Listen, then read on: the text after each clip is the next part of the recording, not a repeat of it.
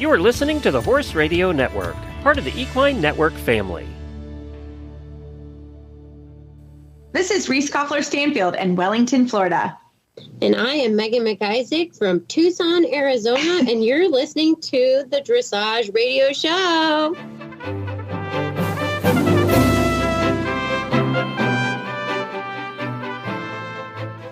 Okay, Megan, why are you in Tucson, Arizona currently? Well, it's day one. We're headed back to Wisconsin. And the best part is I am the first one to do the podcast from a car dealership. We are so proud of you. And your dedication to the show is epic. We were just kind of talking about this. We were just talking about it on another interview on how twice a year you and I move. And so it's a little bit hard to coordinate schedules and getting people here and there. And you're like, I got this. We're going to get to the hotel and I'm going to be ready. And you got to your stop off point in Arizona. You got there. And then what happened? 3 hours. Well, actually, let me take a step back. I am not supposed to leave for another 2 days. Unfortunately, I need to head home for other reasons. And so I was like, I can do this, Reese. But I warned you first. I did the show notes early. And then I was like, okay, I'm going to take pictures. I'm ready for this. But then we got here and we stopped at the gas station. And my fiance, Avi, found fluid leaking, and we just hoped it was like overfill from the oil change I just got. It was not. It's the coolant tubes. So I was like, oh, I can do this. I can do this. We have 2 hours. Nope. So we are sitting here, and thank God they fit us in. They had a full day, and my gosh, the salesman I was talking to has horses, and he totally understood. So he got the truck in, and it's being worked on right now. I made it. I was like, you made it to this one. She is precious. That's dedication, girl. I love it. But your horse is fine, right? You guys are okay. Nothing happened. Thank goodness. Your horse was out of the trailer. It was the truck. The horse is safe where she is, and you're safe. Everybody's safe. It's just safe. Going to be part of a funnier story. Not right now. It is funny, actually. We've been laughing about it for the last couple hours, and I'm really glad we got to entertain you while you would have just been sitting. I mean, you could have been watching Netflix or, reading a book, but the bill, whatever, it's stressing over the bill. I'm getting it done. Yeah, you can't even think about the bill. You just just put on my credit card. This is why we have credit cards. Yeah, we'll talk about that later. And maybe Glenn, our boss, will give us a little raise on this one, but we'll work on that later. But yeah, I do not. You asked me how my day was going, and I was like, I think the day is still young. It's not over yet, so I knocked on wood. Don't jinx yourself. Yeah, I don't want to jinx it, but we had, it could have been exciting. My landlord thankfully told me they were replacing the windows at the guest house that is right next to my arena. So we had planned for a day off today because it was just easier. I mean, it's smart. I am all for desensitization, but impact windows and horses, right? I mean, we're talking 10 feet from the ring. So I was like, we're just going to schedule. So thankfully I just heard they worked late and they are done. So it's like 7:00 here. So they must have just finished up. So tomorrow we can go back to business as usual. Right after this commercial break from Kentucky Performance Products, we're going to come back with our first guest, Michael Bragdell. She had waited all her life for this moment, dreaming about it since she was 10 years old. The trailer ramp touched the ground. He whinnied as she backed him out, swinging his head around to get a good look at his new home. His coat gleamed in the sun. Her love had arrived. She was breathless. He was beautiful. She could hardly wait to tack him up and start off on what she was sure would be the best times of her life. This love story is brought to you by Contribute, providing essential omega-3 fatty acids that help maintain low inflammation levels throughout your horse's body. The horse that matters to you matters to Kentucky Performance Products. Call 859-873-2974 or visit kppusa.com to order today. Well, tonight we are so excited to have Michael Bragdell, who competes at the CDI level with top successes and multiple CDI wins with Credit Hilltop. Michael has won 7 USDF Dressage National Championships, and he is a bronze, silver, and gold medalist, along with a USDF certified instructor. Michael, welcome back to the show. Thank you. Thanks for having me. Yes, we are thrilled to have you. It's been a number of years since we've had you on. And tonight we're talking about a great program that you and Lahua Kasser are doing together, the USDF Sport Horse Development Forum, which is June 28th through 29th, I think at Hilltop Farm, if I'm correct. Yeah, no, that's correct. It's going to be here at Hilltop, so that's exciting. That's wonderful. Well, tell us about this program. And because I know this has been a baby of yours and it's really exciting. So tell us more. So, yeah, I'm one of what you call clinicians, among others. Lahua is going to be, I think it's the first year she's hosting. So we're doing it together. I think that's going to be a lot of fun. She'll bring some new stuff to the table. Willie Arts and Scott Hassler are two other clinicians that have been doing this forum. I forget how many years we've been doing it now, but we try to put it in different parts of the country. Like I did it in Texas a few years ago. I was out in Oregon. The New England area, I think, was my first one. I did that one with Willie and Scott. But yeah, I think it's an exciting program, and really what we're trying to do with this program is we're trying to connect the transition from the horses that are doing breed shows, basically all the in-hand horses, right? And the first year or two of their under saddle education. So it's really geared towards 3 and 4 year olds. They don't have to be freshly started, but they have to be, we kind of want that age group, they're green enough.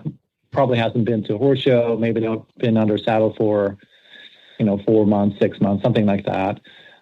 Even a little bit more is fine, but we're trying to stay with that younger age group. And where can we find the schedule?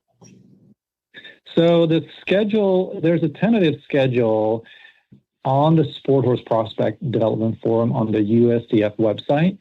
There is a link that has the event schedule. It's a tentative schedule, but it kind of gives you a little bit of an idea of what we're going to do, what the order is, and the topics we're going to touch on. Fantastic. So Michael, this is a great, because I have to be honest, this is an age group that I'm not that comfortable with.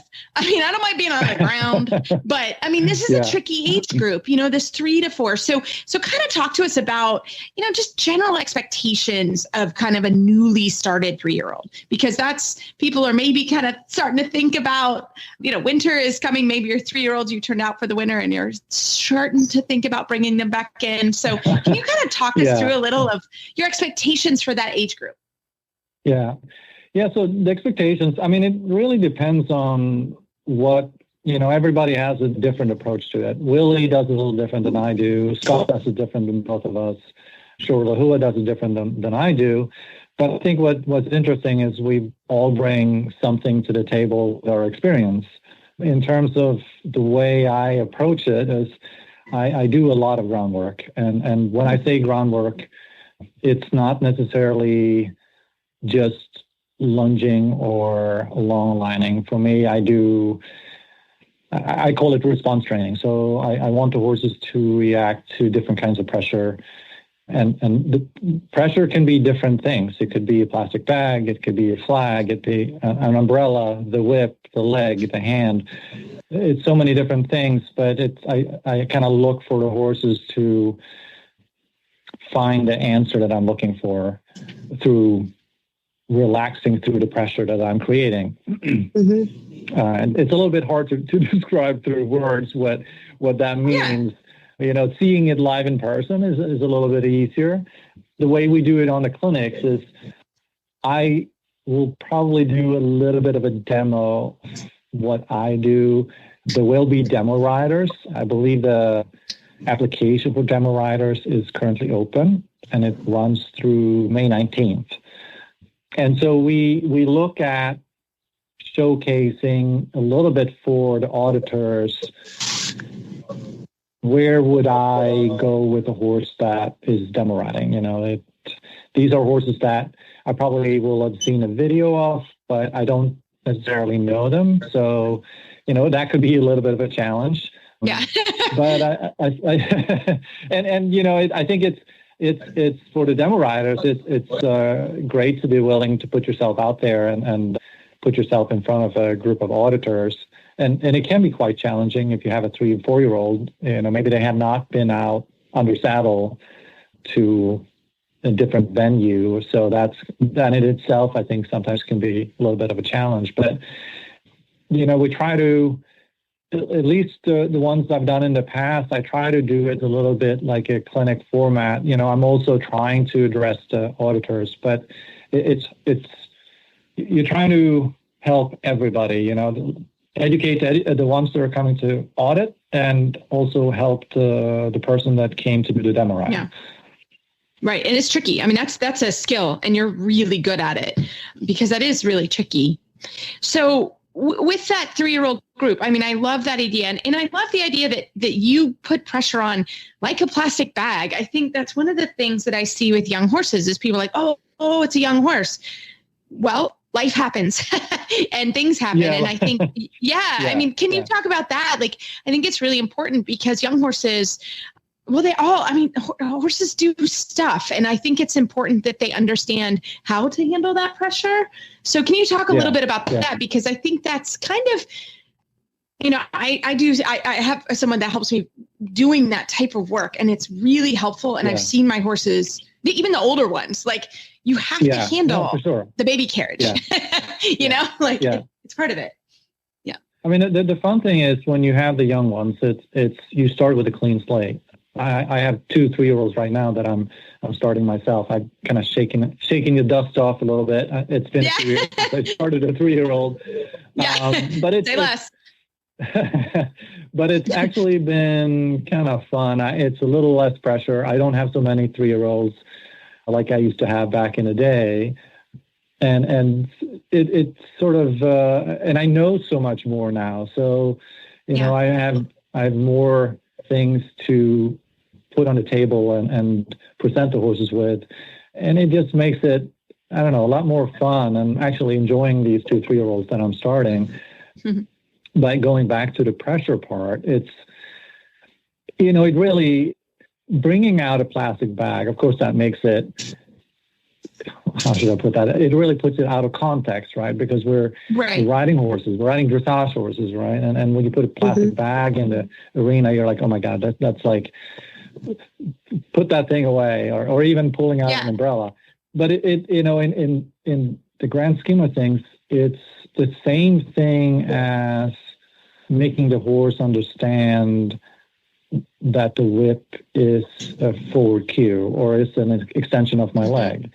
It's no different than my leg on the barrel that's creating pressure. Now, I know that sounds that it's very extremely different, but if you can, in the most simplest way, make the horse understand how to cope with pressure, then you can piece the things together. And from the very basic step of introducing, let's say an umbrella, for example. And so some horses might be intrigued by the umbrella and they want to go up and touch it. For me, that's a huge step. And as soon as they are brave enough to even look at it, then I will take that pressure away by simply taking the umbrella away. I will hide it behind my back and I will walk away from that horse. I'm holding on to the horse, but I will walk away, walk to a different spot in the arena, and then I'll reintroduce the same umbrella again at a different spot. And for them, it's a whole new training session. Mm-hmm.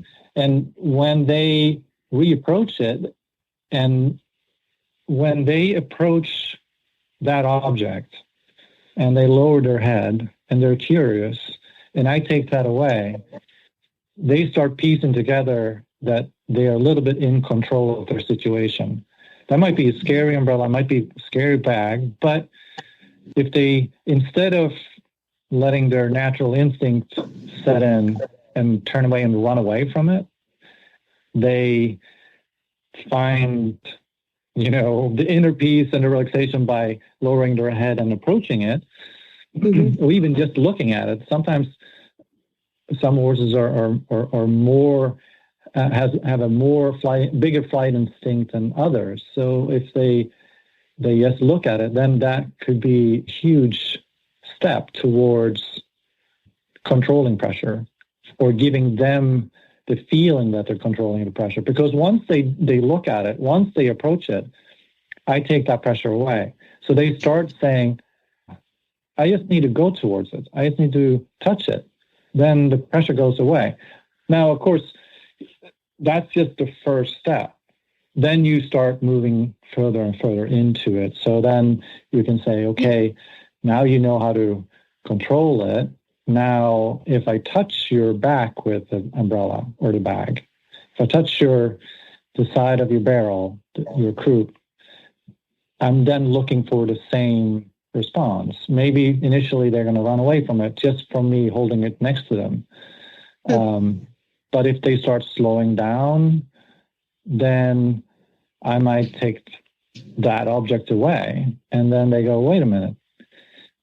So running didn't make it go away, but if I slow down, it went away. Does that make sense? Yes. Yes. No, for sure. This sounds like and then then you just keep building on that, and it's not about saying, okay, my horse is spooking at whatever it might be. Try to find a good example. The horse is spooking at the judge's box. Well, I can ride around my judge's box at home, but then I come to the horse show, there's a different judge's box, and they're still going to spook at it, right? Yeah. Yeah. I'm sure everybody has been in that situation, right? Yes. Or there's a cameraman, and let's put a cameraman, around every corner in our indoor, and eventually they'll probably get over that. Then you go to the horse show, and there'll be a cameraman, and they'll spook at that cameraman. So it's. I don't believe that necessarily solves it unless they understand how to cope with when they're stressed or when they are feeling pressured. If that makes sense. Makes total sense. And so we start I start with a very basic, simple way of, I don't have tack on, I don't have a bit in their mouth.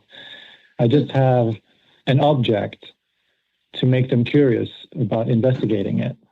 And then once they start feeling like they can control it, then you can really do anything with that. It's almost unlimited what you can teach them to do, as long as you can break it down into really simple and basic steps.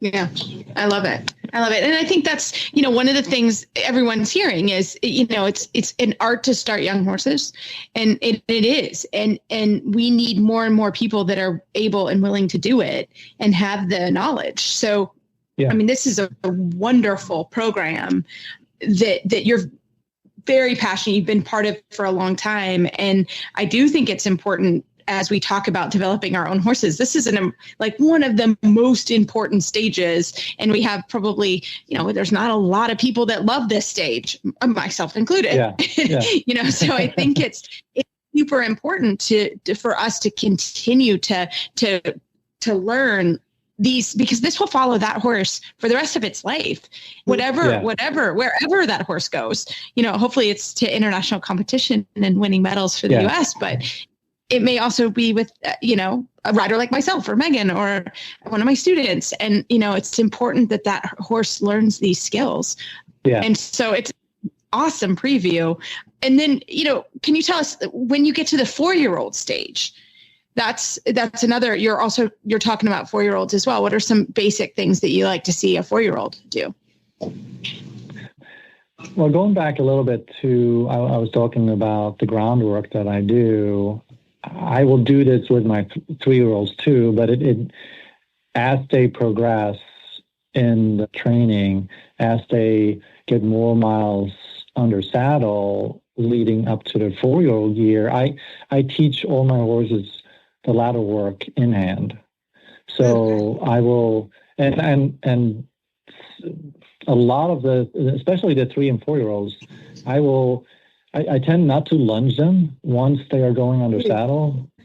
I feel it's hard on the legs. Maybe if they haven't been out and they got lots of energy, okay, I maybe put them on the lunge line, but I don't feel it's necessary. When I do the groundwork, I will take them in hand and I will walk around the arena on both reins. I will halt. I will teach them rein back. I teach them shoulder in, leg yields, haunches in. Eventually I can teach them half pass too, but usually at that point, once they have the haunches in and the shoulder in, then at that point, when I make the transition to doing it under saddle, teaching them the half pass is not so difficult anymore. But for me, I find it very helpful to be able to do that on the ground. And it's just breaking it down into simpler steps. Maybe they're not perfectly round. Maybe they're not perfectly bending, but they understand the balance and how to move in the shape that I'm looking for.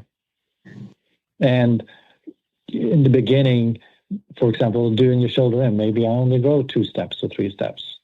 Mm-hmm. And then I can halt them in the shape of the shoulder in, release the pressure of the rein, and reward them. And so it's not that I have to force the shape or hold the shape through my seat and my leg, but they are maintaining the balance on their own a little bit.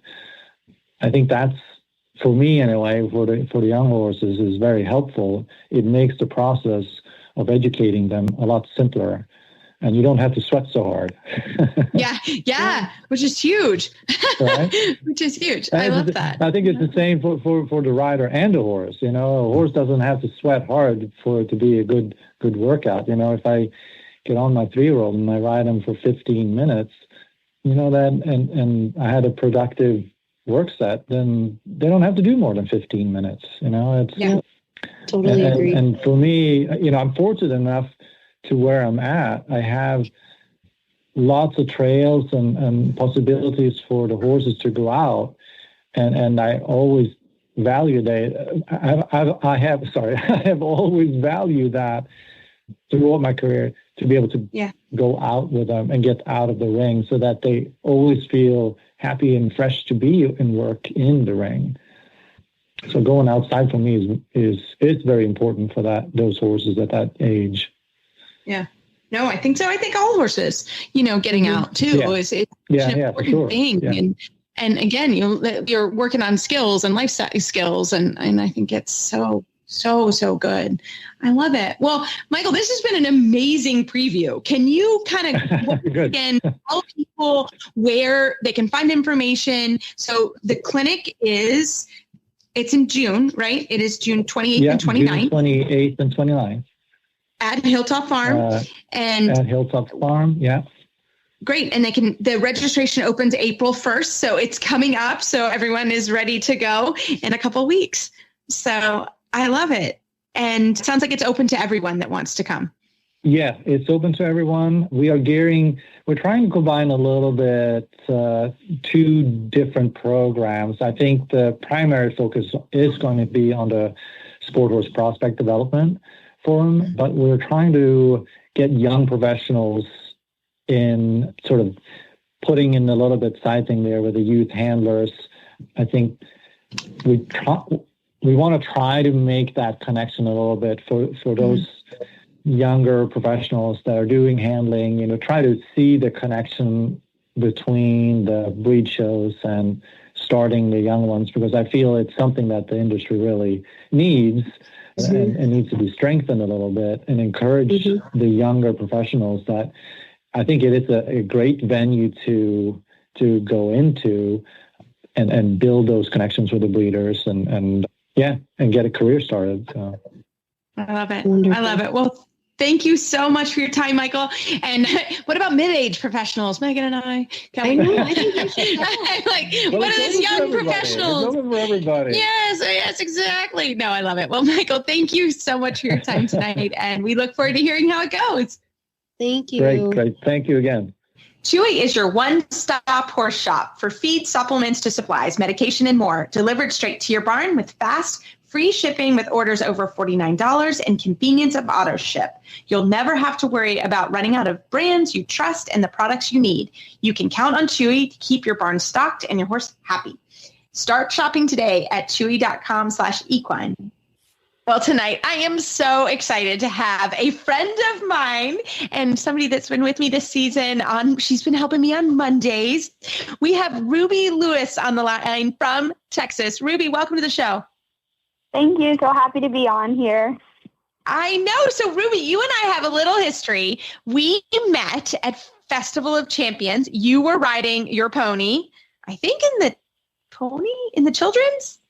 I was riding in the 13 and under dressage seat equitations. Yes, and you were in our aisleway, and this would have been, I think, 2021. We were in the same aisleway, so we became friends, and I was able to see you at USDF convention in Texas this year, and you told me you were coming to Wellington, Florida to participate in the Winter Intensive Training Program, which is called WIT with London Gray, right? Yes. Great. So Ruby, tell us a little bit about yourself and then we're going to hear all about your time here in Wellington this season. Okay. I am 17. I've been riding my whole life ever since I could get on a horse. My mom has been my coach for my whole life. She rides horses, and I've brought my homebred mare, Little Miss Sunshine, with me. She's a Connemara thoroughbred. She's very mentally special. I have quite the history with London. I've been taking lessons with her since, I believe, 2020. And I would go to clinics. We brought her down to Texas, and I went to my first clinic on my pony Pickles, who I took to Festival of Champions. Yep, that's where I met you, was with Pickles, and we marched you around, you and Pickles all around festival, and we met everybody. We've got a picture of you, me, and Adrian Lyle. Like, we marched you everywhere. We met everybody that year, didn't we? Yeah, Pickles, he was definitely an eye catcher with his tiny size and his very unique features. Yes. It is so good. So, Ruby, what's it like to be here in Wellington? I think this is maybe your first time away from home. Yeah, this is the longest. Yeah, this is my first time being this far away and being gone for this long. The WIT program is 3 months long. It started January 2nd, and the last day is March 28th officially. It's been I thought I was going to be a lot more homesick than I actually was, but my parents have raised me to be very independent, and so I talk to my mom all the time and keep her posted and updated. And throughout the WIT program, we have a lot of lectures. So I have a whole notebook full of all the lectures that we've had, and we've had some pretty awesome lectures. I mean, Linda keeps you guys trucking. You guys don't ever sit down. So tell everybody what a normal day is.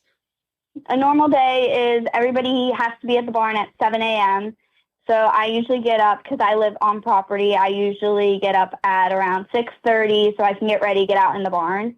And then I prep Sunshine's food and feed her. And then I share a paddock with one of my good friends, Abby Beauvais. I share a paddock with her, so we have a paddock situation where she turns out in the morning and then I turn out in the afternoon, and we kind of adjust based on how lessons are or if we're having a field trip. And then usually around 12, we have a lecture. All the lessons are done in the morning. We either have semi-privates or group lessons. We either have semi-privates, so one other rider's with us, or privates. But lately we've been having a lot of privates because this is a relatively small group of only, I believe, 10 riders. And so we do a lot of private lessons with London, which are usually only around 30 minutes, and then semi-privates are 45. So we have a lecture at 12, and fitness is like usually around 3 o'clock, depending on the look of the schedule. Like tomorrow, things are going to be a little different because we have a field trip to JJ Tate's at around 9 in the morning. So lessons are going to be pushed back. Ooh, what does fitness mean? Yeah. what does that so fitness?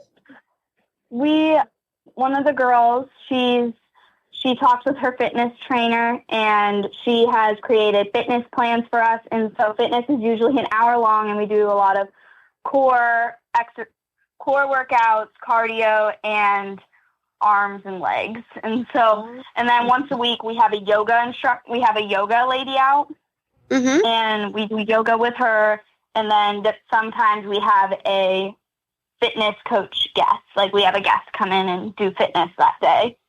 Oh, cool. I will say, I feel like my core has gotten a lot stronger since being here with all the exercises we've done. Yeah, you are busy. You're a busy girl. So tell us some other lectures that you've had. Where have you gone, or some lectures that you've done this season? We've gone to the Tubmans for a field trip. We watched Sarah have a lesson with Lee Tubman, and they talked to us about the dressage theory, and Lee gave us insights on the judges' perspective and what the judges look for, which was extremely interesting. And then we had Christian Simonson come out. He was one of our first lecturers, and he came out and talked about how his journey was, his exciting new horse. And then we had Reese come out and talk to us about media. Yep. That kind of follows along with. We had, because London requires everybody to reach out to, she reaches out to someone we ask her to if they're in Wellington. Like I did Marcus Orlov, and then you interview them and you make a write-up on them on your interview. And my interview with Marcus was very interesting. He talked about how his journey with Jane and how he helps coach riders, and all about his experiences in Germany, because he's from Germany. Okay, how do I apply? Yeah. So Ruby has been great. She comes over and helps me on Mondays, so I get the full rundown. Like I feel like I'm in the group now. I know what's going on. Like I know the tea, which I love it, having Ruby come over and help me. Well, Ruby, this has been so fun. It's been so fun to have you this season. So real quickly, what are you and Miss Little Miss Sunshine doing this year? What are your goals for this year? My original goals going in was I wanted to do NOSC and festival with her in the FEI juniors. But I knew that would be a little bit of a reach with her because she struggles with a lot of tension and she likes to go kaboom. She goes from 8s to 2s. That is our favorite thing to do. I didn't know I could I've never gotten a 1 till Miss Sunshine. But oh boy. She tries really hard. She's gotten so much better throughout these last 3 months, and kind of just developing her through the juniors, getting her changes more solid because we have some fine change issues. She gets a little bit anticipating and she'll change in the hind end first, so we get a little late in front. But she's improving so much in her tension. So my goal still is to work towards FEI juniors and maybe qualify. But if it doesn't work out, it's okay. I'm not going to be disappointed. My long-term goal is just to train her through the FEI levels in the most relaxed way I can, and just to help her develop in a collected and harmonious way. She struggles with throughness through her body. Yeah. But I think it's been so good because you've been working really hard this season, and she's gotten a lot. You've taken to a lot of shows and a lot of things, so it's really good. So, well, Miss Ruby, I'm watching you. I can't wait. You're gonna. Yeah, I've already reserved her for next year. I'm like, Ruby, you're working for me next year. But Ruby, thank you so much for coming on the show. And it's just been a joy to have you this season. And it's been fun to hear about the Winter Intensive program. So people can find more information out online about that. And we're thrilled that you came on the show, Ruby. So good luck. And we'll be watching for you as you develop, my friend. Thank you, Ruby. Thank you so much for having me on. Want to reach a passionate, engaged audience of horse lovers?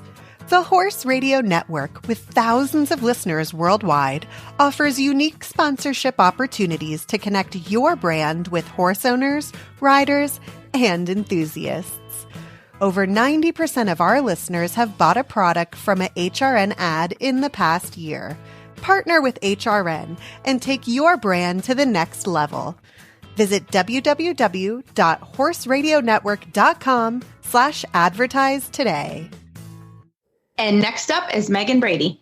Well, tonight we are so excited to have Meghan Brady on. She is the co-host of the Equestrian Travel podcast. She's also an amazing body worker and has a new book, A Road Map to a Successful Equine Bodywork Business. Welcome to the show, Meghan. Thanks for having me, Reese and Meghan. I know we have two Megans, just to make it a little. It was a little confusing in pre-interview, but we are thrilled to have you on the show. So first of all, Meghan, for the people that don't know your show and a little bit about yourself, can you tell us a little bit about yourself? Sure. So we have Galloping Getaways on Horses in the Morning, the fourth Thursday of the month. And we do everything equestrian travel. So it is sponsored by the Equestrian Travel Association, which I'm the founder of. And we represent equestrian travel businesses that uphold to a high standard of horse care, horse welfare, and customer service. So we have our members on, we feature them, and we talk about their travels and their businesses and all the different places in the world that you can ride horses and have an adventure. Awesome. I know. I'm like, I love this so much. Tell us. Yeah. What are some of the places we can go? Like, I want to know all about it. Oh my goodness. Everywhere we have members up in Canada. We have lots of members out west doing dude ranches. I'm going to Portugal in May. So I get to tour a lot of different facilities and hopefully invite them on. We have members in South Africa, in New Zealand, Chile, you name it. They're all over the place. So we're really fortunate and it's growing. I'm, looking for members here actually still in the United States so we can take some tours domestically. So yeah.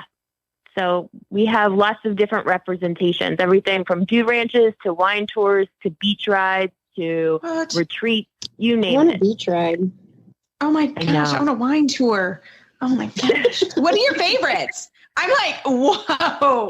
I'm mind blown at the moment. What was your favorite?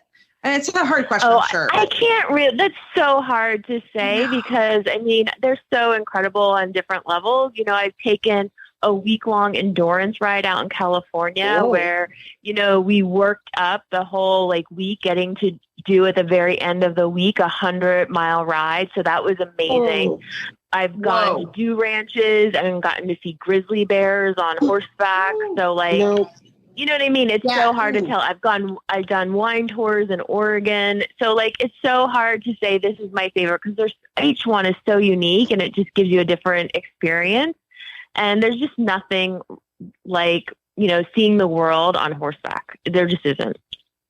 It's amazing. And I love your criteria of ethically treating the horses. It's amazing because that's what we all work here at the Horse Radio Network for.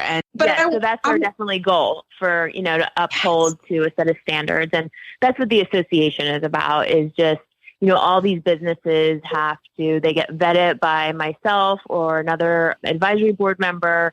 So we go out there, we meet these people, we see the horses firsthand and, they sign basically a contract saying, yes, we abide by the standards of the ETA. That is really, really cool. And this is going to kind of lead me into how we met. We met because you're an incredible body worker. We met at River's Edge Farm. We won't. It's decades. It's over. It's a long time ago. It's a long time. It's a long time. We're not going to talk about it. And so you have worked on my horses and you've worked on me as well. You are an amazing body worker. So tell us a little bit about your new book. This is fantastic. Yeah. So I'm super excited. So as you know, I've been doing equine body work and rider body work for almost 20 years now, and it is a little hard to we don't talk about, again, decades. Yeah. Ooh, easy, sister.